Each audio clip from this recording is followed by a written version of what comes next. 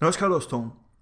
Liberalism ideology में अभी तक हम क्लासिकल लिबरलिज्म को डिस्कस कर चुके हैं, पॉजिटिव लिबरलिज्म और नियो लिबरलिज्म को भी डिस्कस कर चुके हैं। बस हमारा लास्ट लिबरलिज्म बाकी है, सोशल लिबरलिज्म। सोशल लिबरलिज्म को स्टार्ट करने से पहले एक टर्म का मतलब आपको बता देता हूँ, लिबर्टेरियनिज्म। काफ़ी बार देखो कुछ लोग नियो लिबरलिज्म की जगह इस वर्ड का इस्तेमाल करते हैं, लिबर्टेरियनिज्म। ये गलत है, दोनों अलग अलग टर्म्स हैं। नियो लिबरलिज्म अलग है, लिबर्टेरियनिज्म अलग है। डिफरेंस क्या है? नियो लिबरलिज्म मेनली देखो मार्केट को प्रायोरिटी देने की बात करता है, स्टेट को रोल बैक करने की बात करता है। नियो लिबरलिज्म डीरेगुलेशन की बात करता है, प्राइवेटाइजेशन की बात करता है। एसेंस यहाँ पे ये है, नियो लिबरलिज्म का मेनली लेना देना है इकोनॉमी से। इकोनॉमी के अलावा सोसाइटी की बाकी चीज़ों में लिबर्टी की बात नहीं की जाती है नियो लिबरलिज्म के द्वारा। लेकिन लिबर्टेरियनिज्म जो है मार्केट को फ्रीडम देने के साथ साथ बाकी जो इश्यूज हैं, फॉर एग्जांपल एलजीबीटी या फिर ड्रग्स का सेवन अगर कोई करता है तो उसका डीक्रिमिनलाइजेशन किया जाए, इस प्रकार की बातें की जाती हैं लिबर्टेरियनिज्म की द्वारा। यानी ये एक ब्रॉड टर्म है। इकोनॉमी के अलावा, मार्केट को फ्रीडम देने के अलावा, प्राइवेटाइजेशन के अलावा, डीरेगुलेशन के अलावा और भी सोसाइटी में बहुत सारे इश्यूज में लिबर्टी आनी चाहिए जनता को। लेकिन दूसरी तरफ जो नियो लिबरल फिलोसफर्स हैं वो कंजर्वेटिव हैं। कंजर्वेटिव मतलब रिलीजन के मामलों में, एलजीबीटी के मामलों में वो पुरानी जो तकियानुसी जो सोच है उन पर अडिग रहना चाहते हैं। वो इकोनॉमी के अलावा दूसरे इश्यूज में लिबर्टी की बात नहीं करते। इसी वजह से नियो लिबरल्स को नियो राइटिस्ट भी कहा जाता है। प्रोमिनेंट थिंकर्स हैं लिबर्टेरियनिज्म के नोजिक और जेएस मिल्स। यहां पर देखो डिफरेंस बताया हुआ है। बस आप ये याद रखना, नियो लिबरल्स सिर्फ इकोनॉमी से जुड़े एस्पेक्ट की बात करते हैं, मार्केट को फ्रीडम देने की बात करते हैं, जबकि दूसरी तरफ लिबर्टेरियन दूसरे इश्यूज में भी लिबर्टी की बात करते हैं, for example LGBT, homosexual marriage. लेकिन नियो लिबरल थिंकर्स इन इश्यूज पर लिबर्टी की बात नहीं करते। वो कंजर्वेटिव हैं, वो नियो राइटिस्ट हैं। एग्जाम्पल यहाँ पर दिया जाता है रिपब्लिकन पार्टी ऑफ यूएसए का। Republican party of USA neo liberal है, ना कि libertarian. Republican party of USA जो है इन इश्यूज पर काफ़ी कंजर्वेटिव है, एलजीबीटी राइट और होमोसेक्सुअल मैरिज। इसीलिए रिपब्लिकन पार्टी ऑफ यूएसए की जो अप्रोच है वो नियो लिबरल है, ना कि लिबर्टेरियन। नेक्स्ट हम बात करते हैं सोशल लिबरलिज्म की। दोस्तों हुआ क्या कि पॉजिटिव लिबरलिज्म आइडियोलॉजी के बहुत सारे नुकसान देखने को मिले।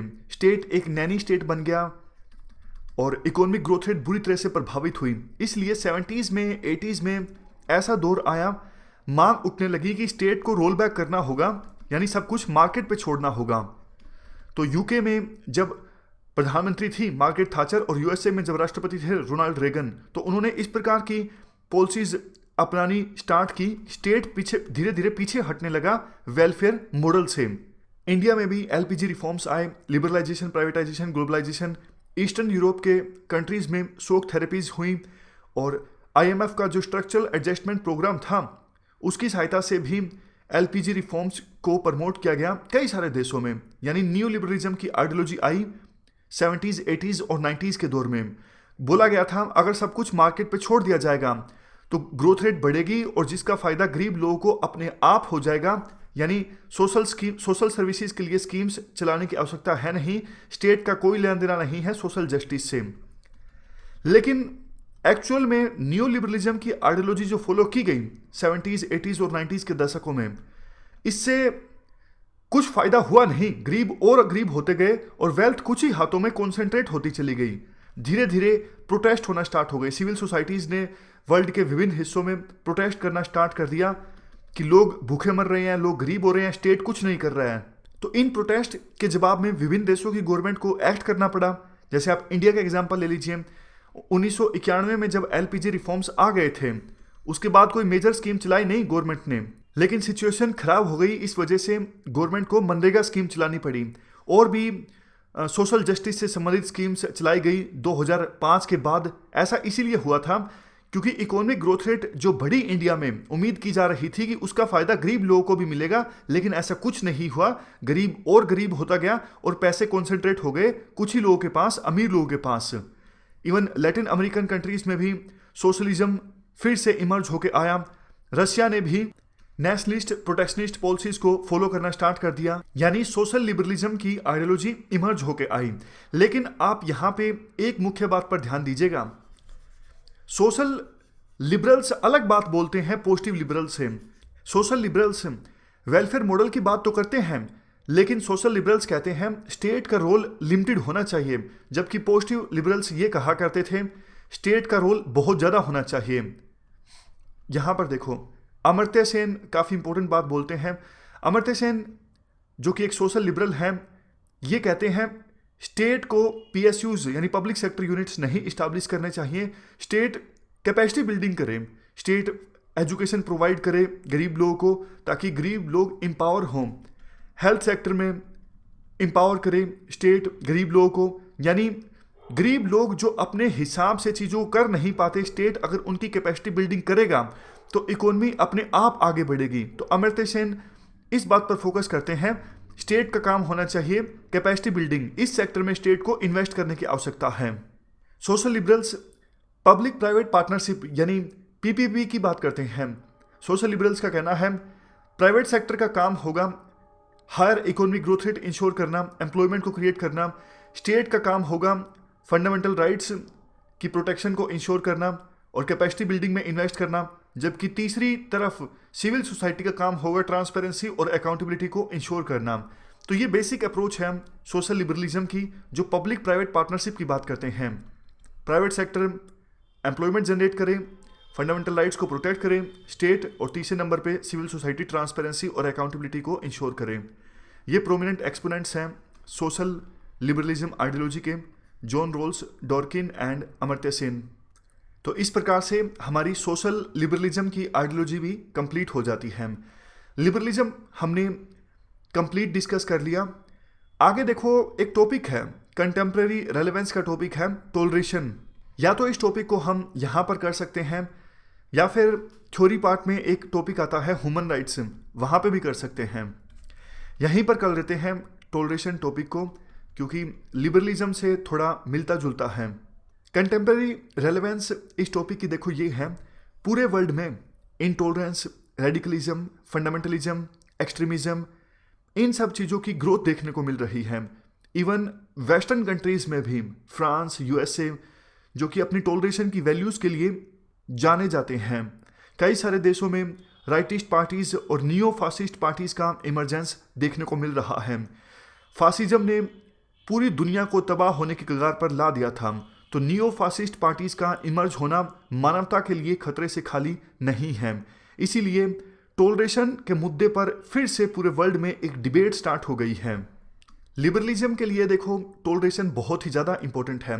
कहा यह जाता है एक प्रकार से दिल है, यानी हार्ट है टॉलरेशन लिबरलिज्म आइडियोलॉजी का, क्योंकि लिबरलिज्म मैन के लिए लिबर्टी इंश्योर करने की बात करता है, सिक्योर करने की बात करता है। लिबरलिज्म विश्वास करता है कि जब तक देखो टॉलरेशन की वैल्यू नहीं होगी, तब तक मैन के लिए लिबर्टी इंश्योर नहीं हो सकती। यानी जहां पर टॉलरेशन की वैल्यू है, वहीं पर मैन की लिबर्टी इंश्योर हो सकती है। इसीलिए टॉलरेशन की जो वैल्यू है वो मोस्ट इंपॉर्टेंट है, मोस्ट फंडामेंटल है लिबरलिज्म के लिए। मतलब क्या है टॉलरेशन का? टॉलरेशन वर्ड देखो निकल के आता है लैटिन वर्ड टॉलरेट से, जिसका मतलब है टू बियर, यानी सहन करना। मान लीजिए दो पर्सन्स है ए बी से नफरत करता है, बी ए से नफरत करता है। ए के एक्शंस बी को पसंद नहीं आते, बी के एक्शंस ए को पसंद नहीं आते। लेकिन इसका मतलब ये नहीं कि ए और बी एक दूसरे को मारने के लिए दौड़ेंगे, एक दूसरे के ऊपर गाली गलौज करेंगे। ए अगर बी की बात से असहमत है तो भी ए अपने ऊपर सेल्फ रिस्ट्रेंट रखेगा, और बी ए की बात से असहमत है, ए से नफरत करता है तो भी बी खुद पर सेल्फ रिस्ट्रेंट रखेगा। यह है टॉलरेशन की वैल्यू। वोल्टायर ने एक स्टेटमेंट दी थी, हमेशा याद रखिएगा इस स्टेटमेंट को। वोल्टायर ने कहा था, I detest what you say but will defend till death your right to say. Line का मतलब है, मैं नफरत करता हूं जो कुछ आपने कहा, लेकिन मैं मरते दम तक आपके कहने के अधिकार को डिफेंड करूंगा। तो ये लाइन आप ऐसे में भी यूज कर सकते हो, एथिक्स में भी, और पॉलिटिकल साइंस की लाइन तो है ही। देखो, टॉलरेशन को आप वीकनेस या फिर अपीजमेंट से कंफ्यूज मत कीजिएगा। वीकनेस तो ये होता है ए बी से नफरत करता है, ए बी को मारना तो चाहता है लेकिन कमजोरी है, इसलिए ए बी को मार नहीं सकता या फिर गाली नहीं दे सकता। ये तो काइंड ऑफ ए की वीकनेस हुई। लेकिन टॉलरेशन में ये आता है कि ए जो है उसके पास पावर है, उसके पास शक्ति है, फिर भी वो बी को कुछ नहीं कह रहा है, उसने खुद पर सेल्फ रिस्ट्रेंट रख के रखा है। समझ गए?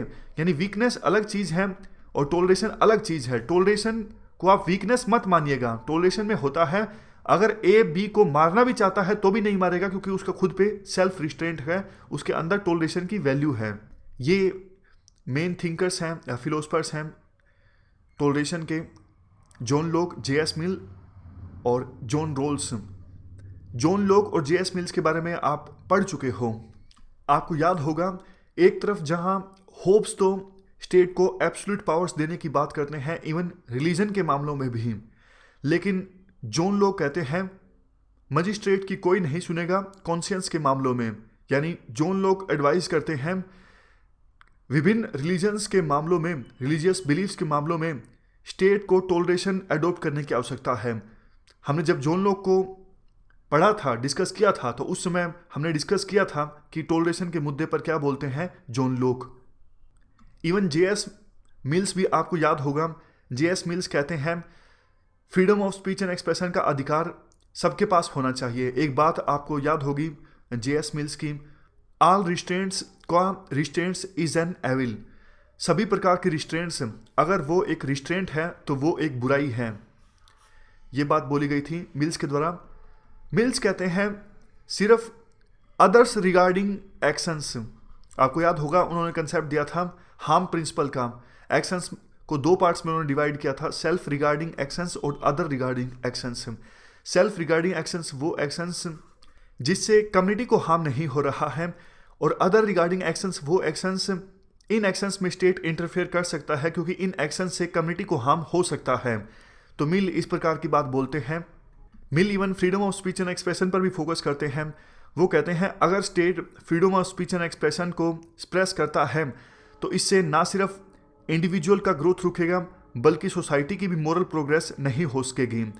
जे.एस. मिल्स कहते हैं इंटेलेक्चुअल डेवलपमेंट के लिए और मोरल हेल्थ के लिए टॉलरेशन का होना बहुत ज़्यादा जरूरी है, क्योंकि टॉलरेशन होगी तभी विभिन्न प्रकार के आइडियाज़ आएंगे, और विभिन्न प्रकार के आइडियाज़ आएंगे तभी बेहतर नॉलेज आगे जाएगी, बेहतर आइडियाज़ आगे जाएंगे और इंटेलेक्चुअल डेवलपमेंट होगी।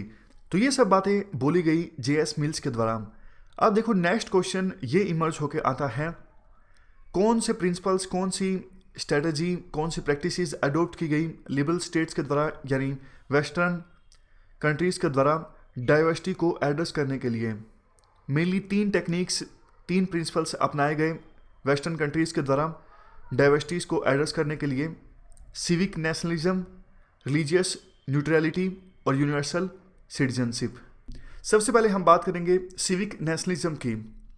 देखो 17वीं शताब्दी में 1618 से लेकर 1648 के बीच 30 साल का एक कन्फ्लिक्ट देखने को मिलता है यूरोप में।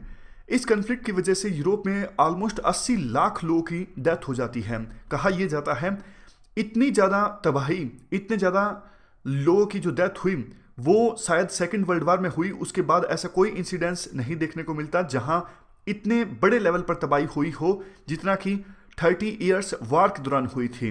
शुरुआत में वो एक रिलीजियस वार था, एक तरफ थे प्रोटेस्टेंट्स और दूसरी तरफ थे कैथोलिक्स, लेकिन बाद में वार की डायमेंशन चेंज भी हो गई थी, पॉलिटिकल कन्फ्लिक्ट भी हो गया था, लेकिन रिलीजियस वार भी कहा जाता है 30 इयर्स वार को।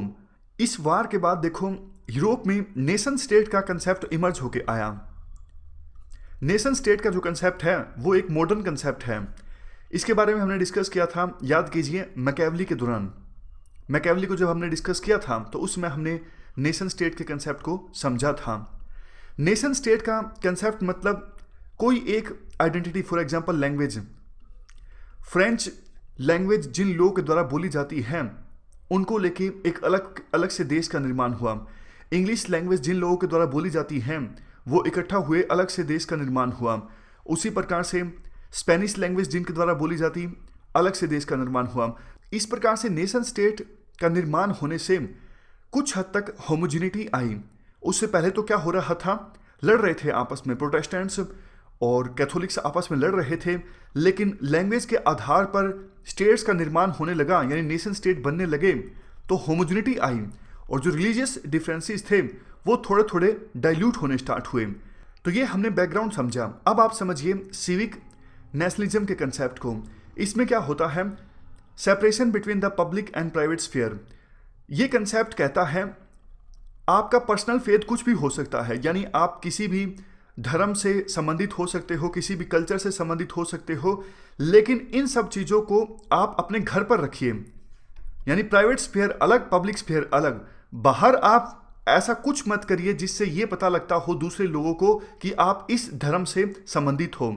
आप अपने घर पर कुछ भी करिए, स्टेट आपको कुछ नहीं बोलेगा, लेकिन जब आप अपने घर से बाहर निकलते हो तो आपके धर्म का जो प्रतीक है, कोई टोपी है, कोई बुर्का है, वो सब मत पहन के आइए बाहर। पब्लिक स्फीयर में सिर्फ आपकी एक ही आइडेंटिटी दिखनी चाहिए, वो है नेशन की आइडेंटिटी। तो ये कंसेप्ट है सिविक नेशनलिज्म का। मैं आपको एग्जांपल देता हूँ। फ्रांस में महिलाओं के बुर्का पहनने पर रोक है। क्यों? फ्रांस की सरकार कहती है आप मुस्लिम हो सकते हो, लेकिन आप अपनी जो ये आइडेंटिटी है बुर्का की, इसे घर के अंदर ही छोड़ के आइए। बाहर किसी को नहीं पता लगना चाहिए कि आपका विश्वास क्या है, आपका फेथ क्या है, आपका धर्म क्या है।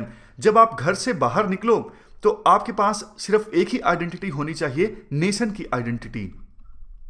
समझ गए? तो ये कंसेप्ट है सिविक नेशनलिज्म का कंसेप्ट। इंडिया से कंपेयर कीजिए, क्या इंडिया में ऐसा होता है? बिल्कुल नहीं। इंडिया में ऐसा बिल्कुल नहीं होता। इंडिया में आर्टिकल 25, 26, 23, 28 राइट टू रिलीजन से संबंधित है। इंडिया में तो राइट टू प्रैक्टिस रिलीजन के साथ साथ राइट टू प्रोपगेट रिलीजन भी है। तो इंडिया में सिचुएशन अलग है। ये हमने समझा सिविक नेशनलिज्म के कंसेप्ट को। अब दूसरा कंसेप्ट जानते हैं रिलीजियस न्यूट्रलिटी। डाइवर्सिटीज को एड्रेस करने के लिए लिबरल स्टेट्स के द्वारा दूसरी स्ट्रेटजी अपनाई गई, वो है रिलीजियस न्यूट्रलिटी। रिलीजियस न्यूट्रलिटी में आता है सिंपल जो यूरोपियन मॉडल ऑफ सेकुलरिज्म है। आप बताइए क्या है European model of secularism? European model of secularism कहता है complete separation between state and religion. State religion में इंटरफेयर नहीं करेगा और रिलीजन स्टेट में इंटरफेयर नहीं करेगा। जहाँ तक स्टेट के लॉज और स्टेट की पॉलिसीज हैं वो धर्म पर आधारित नहीं होंगी, यानी किसी पर्सन का कोई भी धर्म हो, स्टेट के लॉज, स्टेट की पॉलिसीज सभी धर्मों के लोगों पर इक्वल रूप से लागू होंगी। समझ गए? ये है European model of secularism. Complete separation between state and religion. State interfere नहीं करेगा रिलीजन में और रिलीजन इंटरफेयर नहीं करेगा स्टेट में। तो ये दूसरा मेथड अपनाया गया डाइवर्सिटीज को एड्रेस करने के लिए। आप समझ रहे हो ना? ये सारे तरीके इसलिए अपनाए गए हैं ताकि विभिन्न धर्मों के लोगों के बीच आपस में कन्फ्लिक्ट ना देखने को मिले। सिविक नेशनलिज्म का तरीका क्या कहता है? सिविक नेशनलिज्म का तरीका कहता है आपका जो भी धर्म है घर के अंदर छोड़ के आइए, बाहर मत लाइए, क्योंकि बाहर लाएंगे तो फिर से लड़ाई हो सकती है विभिन्न धर्मों के लोगों के बीच, जो कि यूरोप के कंट्रीज नहीं चाहते। और ये दूसरा तरीका है रिलीजियस न्यूट्रलिटी। इंडिया से कंपेयर कीजिए। इंडिया में देखो कंप्लीट सेपरेशन नहीं है स्टेट और रिलीजन के बीच। इंडिया में प्रिंसिपल डिस्टेंस है, रिलीजन से प्रिंसिपल डिस्टेंस मेंटेन करके रखता है स्टेट, यानी आवश्यकता पड़ने पर इंटरफेयर कर भी सकता है स्टेट रिलीजन के मामलों में।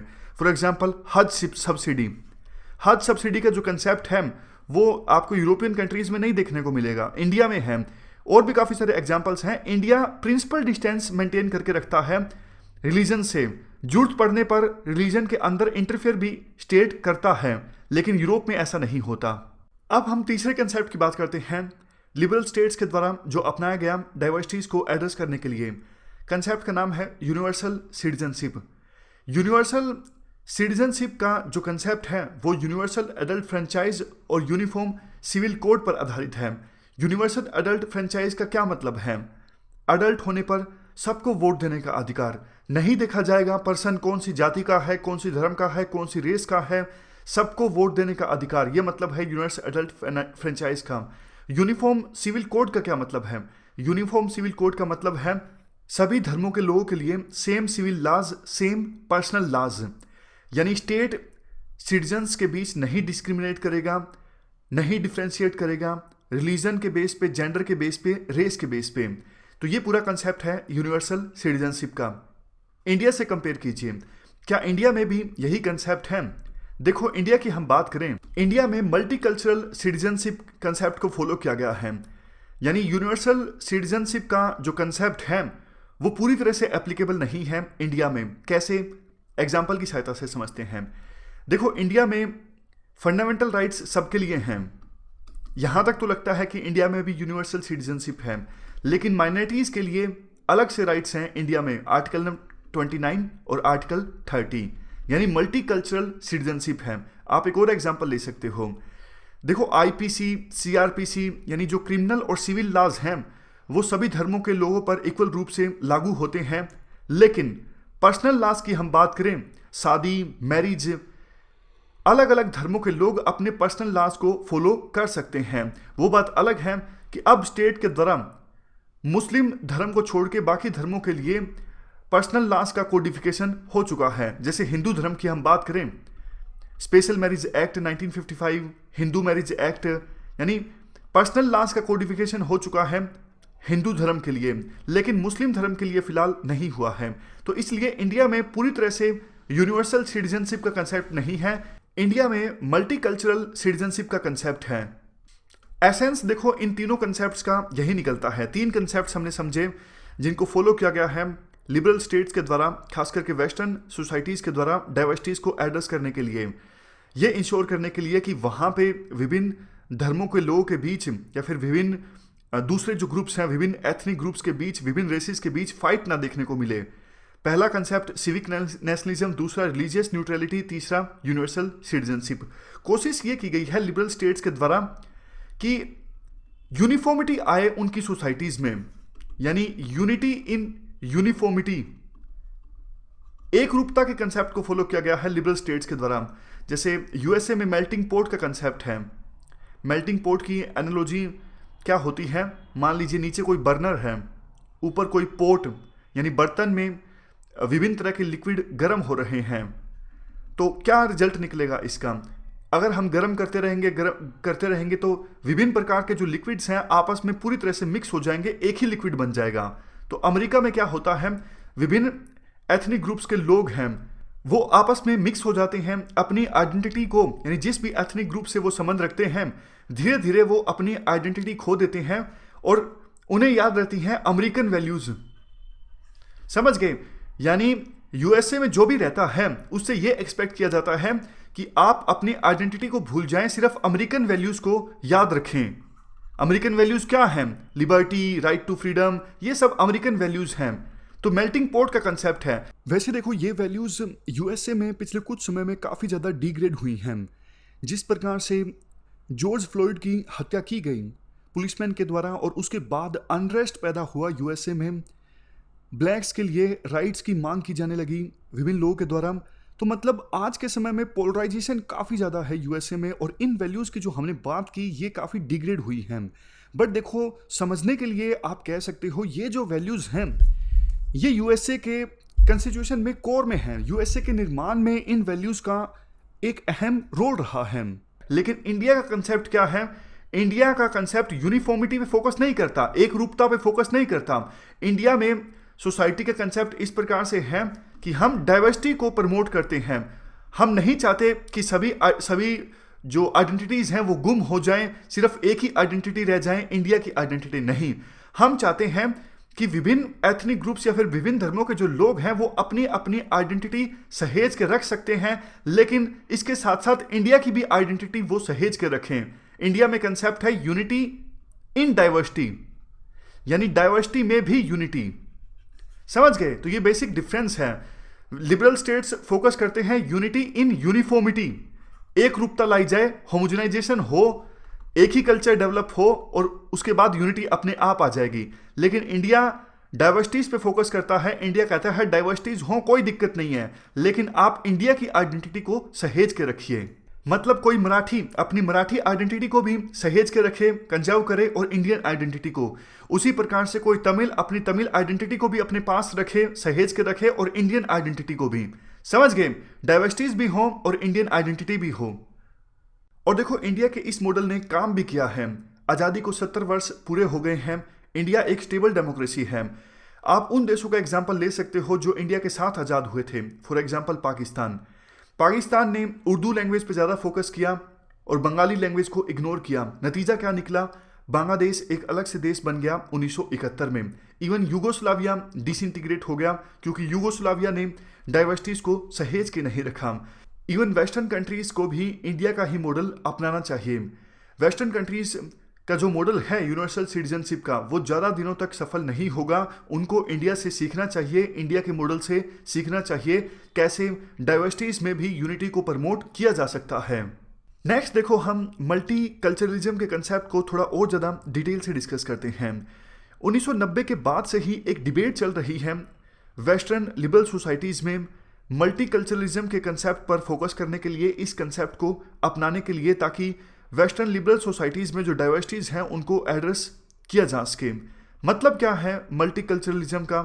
मल्टी कल्चरलिज्म का मतलब देखो सिंपल ये है, जब कोई गवर्नमेंट औपचारिक रूप से ये स्वीकार करती है विभिन्न ग्रुप्स का जो कल्चर है वो अलग अलग है, यानी औपचारिक रूप से गवर्नमेंट के द्वारा स्वीकार किया जाता है विभिन्न ग्रुप्स का कल्चर अलग अलग है और मोरल स्टैंडर्ड्स जो हैं विभिन्न ग्रुप्स के लिए वो मोरल स्टैंडर्ड्स भी अलग अलग हैं। सब पे सेम तरह के मोरल स्टैंडर्ड्स को अप्लाई नहीं किया जा सकता, तो ये कहलाता है मल्टी कल्चरलिज्म। ये यूएसए से अलग है। यूएसए में तो सिर्फ एक ही तरह की वैल्यूज़ पे फोकस किया जाता है, अमेरिकन वैल्यूज़ पे। अमेरिका की सरकार ये रिकॉग्नाइज नहीं करती औपचारिक रूप से कि विभिन्न एथनिक ग्रुप्स अमेरिका में रह रहे हैं और उनका कल्चर अलग अलग है। इवन आप फ्रांस का एग्जांपल ले लीजिए। फ्रांस में अगर ऐसा होता तो बुर्के पर कभी बैन नहीं लगता, लेकिन फ्रांस में ऐसा नहीं है, इसीलिए वहाँ पर बुर्के पर बैन है। फ्रांस की सरकार औपचारिक रूप से ये रिकॉग्नाइज नहीं करती कि विभिन्न ग्रुप्स रह रहे हैं फ्रांस में और उनका कल्चर अलग अलग है, सभी ग्रुप्स के लिए जो मोरल स्टैंडर्ड्स हैं अलग अलग हैं। नहीं, फ्रांस की सरकार ये एक्सपेक्ट करती है वहाँ रह रहे लोगों से कि आपकी एक ही आइडेंटिटी होनी चाहिए।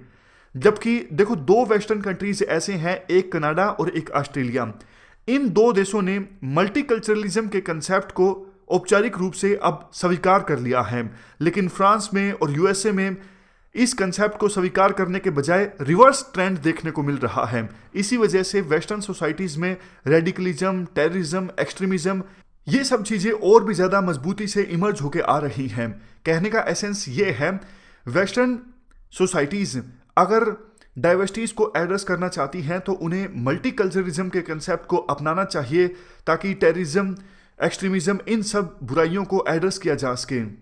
आगे देखो, दो फिलोसफर्स हैं, विल किमलिका और भिखू पारेख। इन दोनों ने मल्टीकल्चरलिज्म के ऊपर लिखा है, तो इनकी जो बातें हैं काफ़ी इंपॉर्टेंट हैं, इंपॉर्टेंट क्वेश्चंस बनते हैं। एक एक करके इन दोनों के व्यूज़ हम डिस्कस करते हैं। पहले हम बात करेंगे विल किमलिका की। विल किमलिका क्या बोलते हैं मल्टीकल्चरलिज्म के बारे में? विल किमलिका की बुक का नाम है मल्टीकल्चरल सिटीजनशिप। पूरा नाम है multicultural citizenship, liberal theory of minority rights 1995। किमलिका ये सुझाव देते हैं कि लिबरल कंट्रीज में मल्टीकल्चरल सिटीजनशिप की आवश्यकता है, दो रीजन्स की वजह से मेनली।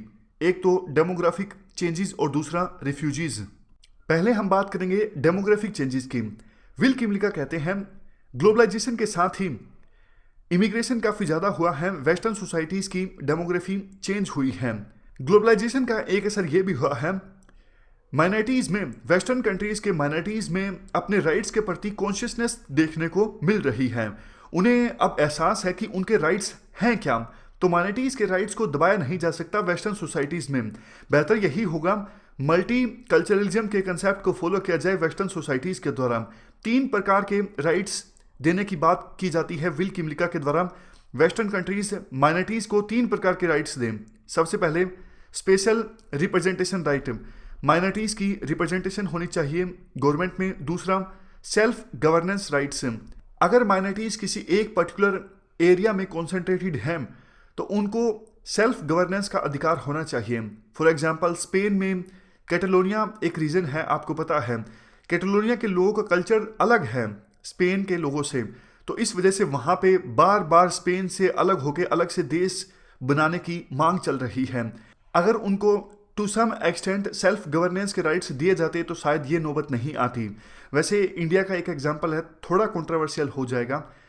जम्मू एंड कश्मीर में काफ़ी समय से इंसर्जेंसी चल रही है, तो कुछ हद तक सेल्फ गवर्नेंस के अधिकार दिए जाते हैं तो शायद सिचुएशन कुछ हद तक ठीक हो सकती है। ये थोड़ा मतलब एक ऐसा एग्जाम्पल है जिस पे डिबेट हो सकती है, लेकिन समझने के लिए आप समझ सकते हो। तीसरी चीज़ जो विल किमलिका के द्वारा बोली गई वो है पॉली एथनिक राइट्स, यानी विभिन्न ग्रुप्स के कल्चरल राइट्स को रिकॉग्नाइज करना, स्वीकार करना। फॉर एग्जांपल फ्रांस में अगर कोई सिख पगड़ी पहन के बाहर निकलना चाहता है तो रोक नहीं होनी चाहिए, और अगर कोई मुस्लिम महिला बुर्का पहन के बाहर निकलना चाहती है तो स्टेट को आपत्ति नहीं होनी चाहिए। तो इस प्रकार की जो चीज़ें हैं उन पर ध्यान देना होगा वेस्टर्न लिबरल सोसाइटीज़ को। विल किमलिका एक इंपॉर्टेंट बात ये बोलते हैं, ये 3 राइट्स दिए जाएं सिर्फ माइनॉरिटीज़ को, रिफ्यूजीज को या फिर इमिग्रेंट्स को ये 3 राइट्स ना दिए जाएं, सिर्फ माइनॉरिटीज़ को ये 3 प्रकार के राइट्स देने की बात करते हैं विल किमलिका। क्योंकि देखो माइनॉरिटीज़ तो उसी देश के हैं ना। फ्रांस में अगर कोई मुस्लिम काफ़ी सालों से रह रहा है वो तो फ्रांस का ही सिटीजन है, तो सिर्फ इसलिए कि मुस्लिम्स फ्रांस में नंबर्स में कम हैं या फिर सिख्स या फिर हिंदूज फ्रांस में नंबर्स में कम हैं, इसका मतलब ये नहीं उनके कल्चर को स्वीकार नहीं किया जाएगा। ऐसा नहीं होना चाहिए। अगर कोई फ्रांस का सिटीजन है लेकिन माइनॉरिटी में है तो उसके कल्चर को ऑफिशियली रिकॉग्नाइज करना चाहिए फ्रांस सरकार के द्वारा। लेकिन हाँ, अगर कोई इमिग्रेंट या फिर रिफ्यूजी फ्रांस में आता है तो उसको मेन स्ट्रीम का ही कल्चर अडोप्ट करना चाहिए, क्योंकि उसके पास चॉइस है। रिफ्यूजी, इमिग्रेंट, इनको किसी ने बोला नहीं कि आप फ्रांस में जाके सेटल डाउन हो जाओ, उनके पास ऑप्शन है, आप भैया किसी दूसरे के देश में चले जाओ। तो इसलिए रिफ्यूजीज को और इमिग्रेंट्स को लोकल कल्चर को अडॉप्ट करना चाहिए, लेकिन माइनॉरिटीज जो पिछले काफी सालों से वहीं पर रह रहे हैं उनके कल्चर को स्वीकार करना चाहिए, रिकॉग्नाइज करना चाहिए गवर्नमेंट के द्वारा। ऐसी बात की जाती है विल किमलिका के द्वारा। इसके बाद रिफ्यूजीज के बारे में विल किमलिका के द्वारा ये बोला जाता है, अगर देखो रिफ्यूजीज को ये सब राइट्स दिए जाते हैं, रिप्रेजेंटेशनल राइट्स या फिर self governance rights, poly ethnic rights, तो वो कंट्री जो किसी बाहर के पर्सन को असाइलम दे रहा है, यानी रिफ्यूजीज जिस देश में जा रहे हैं वहाँ पर उनको ये सब राइट्स दिए जाते हैं, तो उस देश में काफ़ी कॉम्प्लिकेशंस हो सकती हैं, उस देश पे काफ़ी सारा बर्डन आ सकता है। तो इसी वजह से इंटरनेशनल कम्युनिटी को कोशिश ये करनी चाहिए जिस भी देश से रिफ्यूजीज आ रहे हैं उस देश को प्रेशराइज किया जाए ताकि वो देश अपने लोगों की ठीक से केयर करें और उस देश के पर्सन रिफ्यूजी बन के दूसरे देशों में ना जाएं। विल किमलिका ये भी बोलते हैं मल्टीकल्चरलिज्म का ये जो कंसेप्ट है वो लिबरलिज्म की ही एक प्रकार से एक्सटेंशन है। अगर मल्टीकल्चरलिज्म को प्रमोट किया जाता है तो टॉलरेशन मैन्युफैक्चर होगा, विभिन्न कम्युनिटीज के बीच टॉलरेशन की जो वैल्यू है वो प्रमोट होगी और इससे सोसाइटी स्टेबल रहेगी। इसलिए वेस्टर्न सोसाइटीज में ना सिर्फ हर एक इंडिविजुअल्स के लिए टॉलरेशन होना जरूरी है बल्कि हर एक इंडिविजुअल के रिलीजन के लिए भी टॉलरेशन होना जरूरी है। तो ये हमने पूरा कंसेप्ट समझा मल्टीकल्चरलिज्म का विल किमलिका के अनुसार। अब हम मल्टीकल्चरलिज्म के ही दूसरे फिलोसफर भिखु पारेख के विचारों को समझेंगे। भिखु पारेख ने क्या कुछ कहा मल्टीकल्चरलिज्म के कंसेप्ट के बारे में। भिखु पारेख की बुक का नाम है रीथिंकिंग मल्टीकल्चरलिज्म। भिखु पारेख देखो ऑफिशियल एडवाइजर थे गवर्नमेंट ऑफ ब्रिटेन के इमिग्रेंट्स के राइट्स के ऊपर और वो पॉलिटिकल थ्योरिस्ट भी हैं। उन्होंने विल किमलिका की मल्टीकल्चरलिज्म की थ्योरी को चैलेंज किया। उनके जो व्यूज़ हैं उनके व्यूज़ को आप मान सकते हो post colonial perspective on multiculturalism. Bhikhu Parekh कहते हैं आप इंडिविजुअल्स के राइट्स को सिर्फ रिकॉग्नाइज ही ना करो बल्कि आप इंडिविजुअल्स के कल्चर को स्पेशली प्रोटेक्ट करो, आप इंडिविजुअल्स के धर्म को प्रमोट करो, क्योंकि देखो कल्चर किसी भी इंडिविजुअल की आइडेंटिटी का एक पार्ट है।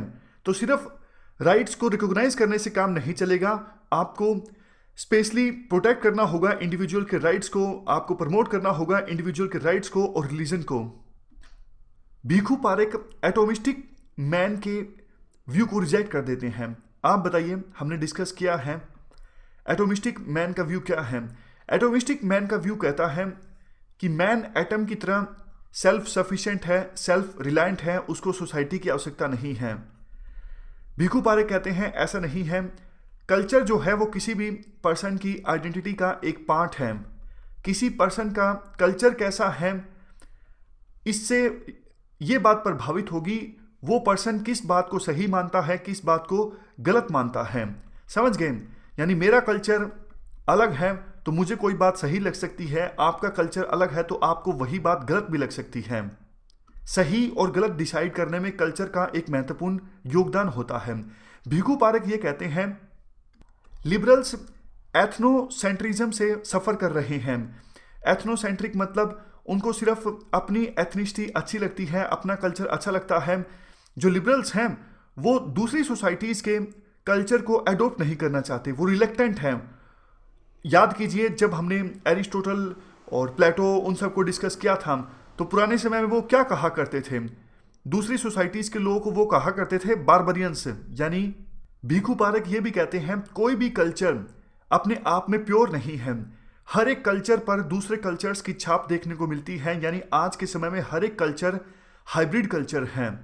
भीखू पारेख विल किमलिका के उस व्यू को क्रिटिसाइज करते हैं जिसमें विल किमलिका कहती हैं इमिग्रेंट्स को और रेफ्यूजीज को स्पेशल राइट्स देने की आवश्यकता नहीं है। भीखू पारेख कहते हैं यह कहना गलत है कि ऐसे लोगों को कल्चर की आवश्यकता नहीं है, उनको भी अपने कल्चर की आवश्यकता है, अपने आइडेंटिटी को वो भी सहेज के रखना चाहते हैं।